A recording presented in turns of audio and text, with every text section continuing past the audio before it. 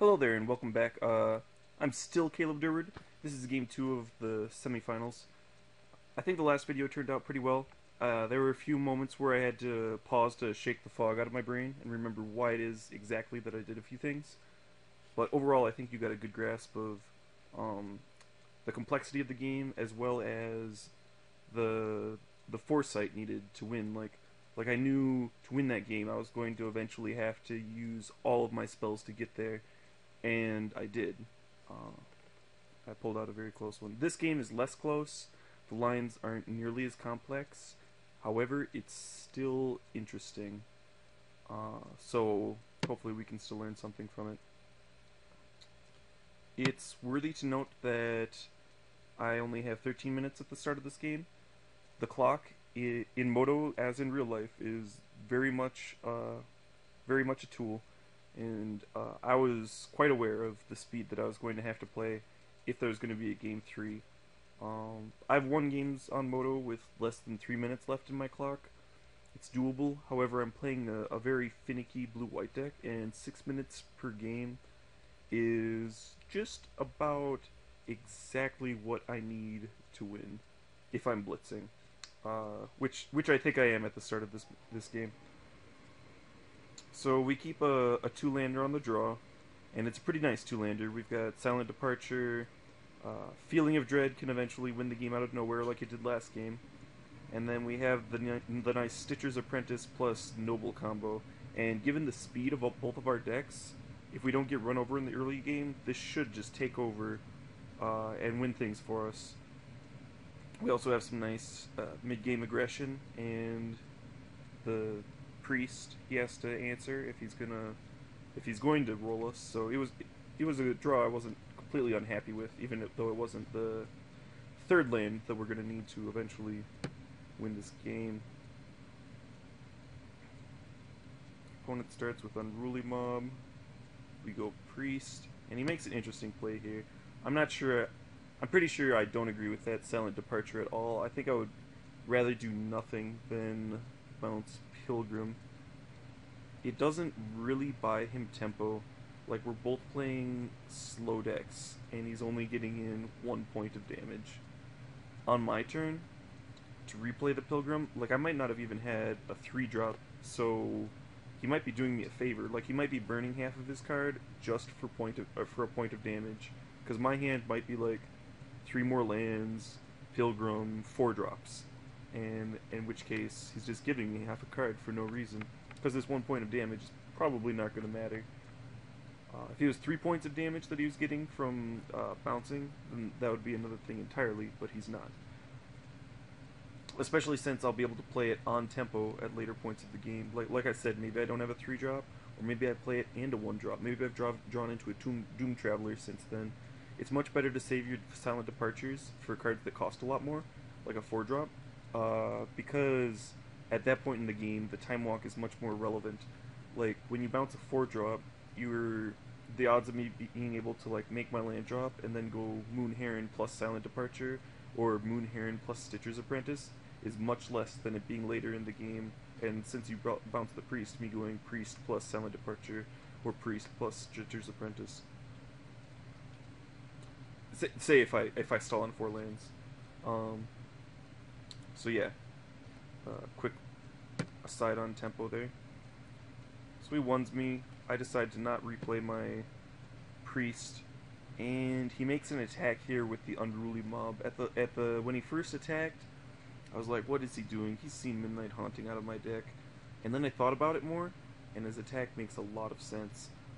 He's also seen Forbidden Alchemy and Think Twice out of my deck, so if I pass the turn with 3 mana open, I could be representing any number of things.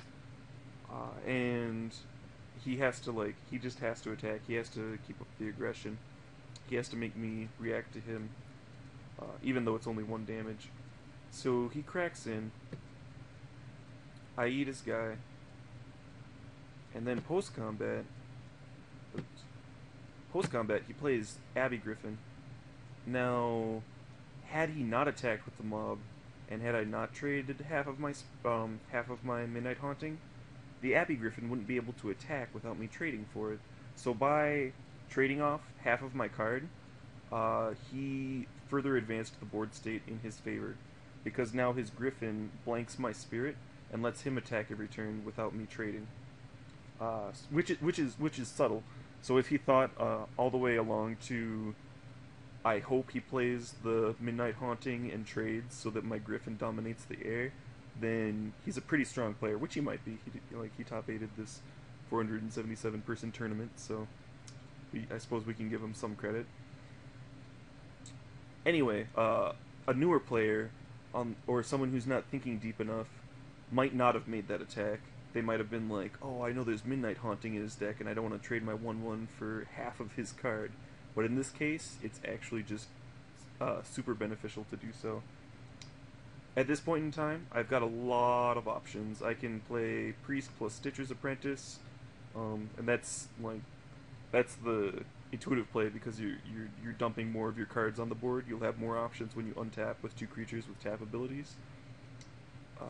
Or you could play Noble, because then you're playing it around counter magic, like you won't be able to counter it. However, I don't see creatures like neither of these creatures are gonna actually die anytime soon. We're both playing hardcore blue-white decks. Neither of us have actual removal. Like, he's got some pacifisms. I have some bounce and some tap things. So there's real no reason to play the 3-power flyer over, or the 2-power flyer over the 3-power flyer. So I do that. I jam it out there and ship the turn. Now, had he still had the Silent Departure when I tap out for Moon Heron on this turn, he would have gained a lot of tempo. His Fiend Hunter could like eat my Spirit, or he could save my his Fiend Hunter for my Moon Heron next turn, or he could even like save the Silent Departure until next turn. Like, it's just he would just have a lot more options, and since he's on the play, like a lot more different ways of gaining tempo. I might have even considered flashing back the Silent Departure on this turn instead of casting the Fiend Hunter, even though the Fiend Hunter adds a body. Just because then I have to spend my turn replaying the Heron. Anyway, he Fiend Hunters and attacks in. I draw another Pilgrim. I'm not too upset about it. A land would have been better. Like, we don't have much use for a second Pilgrim in this match, since he only has 1 threat right now. Only 2 cards left in hand. We're destroying him as far as gas is concerned. He only has 1 extra land in play, but we were on the draw. In a slow, grindy matchup like this, even though this is very much a play format, I think I might have chosen to draw. In both of these games, game 1 and 2, the extra card has been pretty relevant. So, lesson learned, like, in a slow, grindy blue-white control matchup, you might want to be on the draw. And maybe I'm wrong there. I'm sure plenty of people would disagree with me. And I think this is like pretty much the only matchup in in the format where I would even say that. Griffin attacks, we 2, we bounce his guy, smack him for 3 with tempo. Now here we're very happy to bounce his guy and do that. The 3 damage we're getting in is relevant. Him recasting his 4-drop prevents him from playing another 4-drop on the same turn. We also and getting in the 3 damage lets this engine be. It lets me get there a lot faster. If my only win condition is making a 2/2 homunculus every turn and draining him for 1 life, then that just bought me 3 turns. But we can probably do better than that because we have a bunch of tappers in our hand. So our bounce spell time walks him. He plays a 1/4 that's not really relevant at all. Yeah, I'm not sure you even play the Bellringer, because you might get to a point where you're just getting in for where he ends up playing some more large flyers like he did last game. And if we got into a racing situation, the Bellringer would start eating dudes. Or like, if he let me untap, And like I decided that I want to start attacking with these dudes because he only has a Fiend Hunter in play, and then he plays it and double blocks one of them. Like something small like that might actually buy him back into the game. Where he's at, the Bellringer doesn't really give him much value except for like 1 or 2 points of life, which, while very relevant, for all the reasons I mentioned earlier, getting in that 3 damage is relevant, isn't as relevant as saving his trick for a potential swing, because right now it's, even though it's stemming the bleeding a little bit, it's not going to help him win the game. And this is a card where in this matchup it can actually just help him win the game. I'm trying to win with Feelings of Dread. I've got all these tappers. I think you want this card in your hand. It does a lot more in your hand than it does on board. In this matchup, of course. Anyway. Drain him for 2. Replaces Griffin. I know things are not going well for him at this point. Like he's still got a card left in his hand, but it can't be particularly good, or I wouldn't be this far ahead on board. He's drawn a lot of lands. Like, I mean, only 2 more than myself, but the cards I have in play are much more powerful.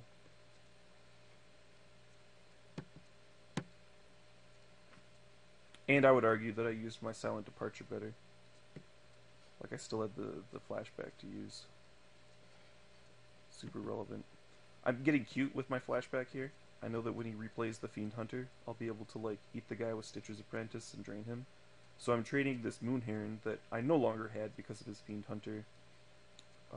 So I'm trading this 0 card and half of my bounce card for a 2/2 and a life point drain, which is pretty good, all things considered. And then he has to use up 3 mana to replay it, which isn't really relevant at this point. He has plenty of mana to do whatever he wants. But we can also get in through a point of damage on the ground. So we're just grinding in, slowly whittling down his life total, slowly getting into a board advantage. Geist is pretty sweet. Just tap down his team. It might have been correct to blow the Feelings of Dread that turn, but this way we get to respond to his second Fiend Hunter with our Stitcher's Apprentice. Feelings of Dread plus attack, obviously. But this let us leave up Stitcher's Apprentice and the Pilgrim, which was super relevant because he drew another Fiend Hunter, and that let us eat it and make another Homunculus.